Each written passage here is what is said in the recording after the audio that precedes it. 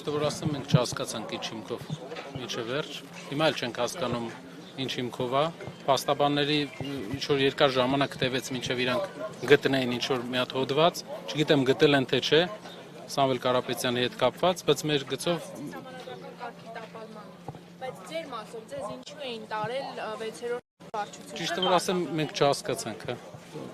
Մի քանի ժամ ձեզ պահել էին այնտեղ։ Ովքեր սահմանված ժամկետից ավել են պահել։ Բայց չհասկացանք ինչ էր, ու պարզ է, բոլորս էլ հասկանում ենք ինչ էր, ինչ որ էմոցիոնալ պորտկումների արդյունք է։ Մերսի, շարունակությունը բան կանեմ։ Գնեք շարունակությունը հետո կանեմ։ Տեսնում եք քաղաքական հետ, միջամտություն։ Ինչ կասեք, ինչով եք բացատրում, ինչով եք բացատրում այս գործողությունները, Սամվել Կարապետյանի պատմամների։ Մենք հերթականությունը կարանք բոլորս նայենք, կտեսնենք, որ տեղի էր ունեցել հայտարարություն Սամվել Կարապետյանի, որից հետո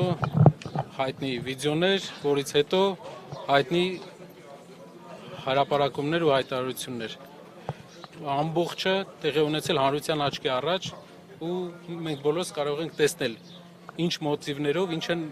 ինչ են մարդիկ ուզում անեն։ Բայց շատ զարմանալի մոտեցում էր, ճիշտ որ ասեմ, շատ հետաքրքիր մոտեցում էր, չգիտեմ, բավական մեծ էվոլյուցիա ենք տեսնում ենք մեր արդարադատության ու արտադատության վերաբերյալ մեր երկրի ու պետության ղեկավարների մոտեցման։ Շնորհակալ եմ, այսքանը։ Հաշվի արդարը ասում է խառնում են մեր երկրի ներքին կյանքին։ Հաշվի արդար չի կարող լինել մի պարզ պատճառով, որ պետք է հաջող լինի, որ հաշվի արդար լինի, հաջող չի լինելու։ Կարապետյանների քաղաքական նկրտումներ ունեն, ի վերջո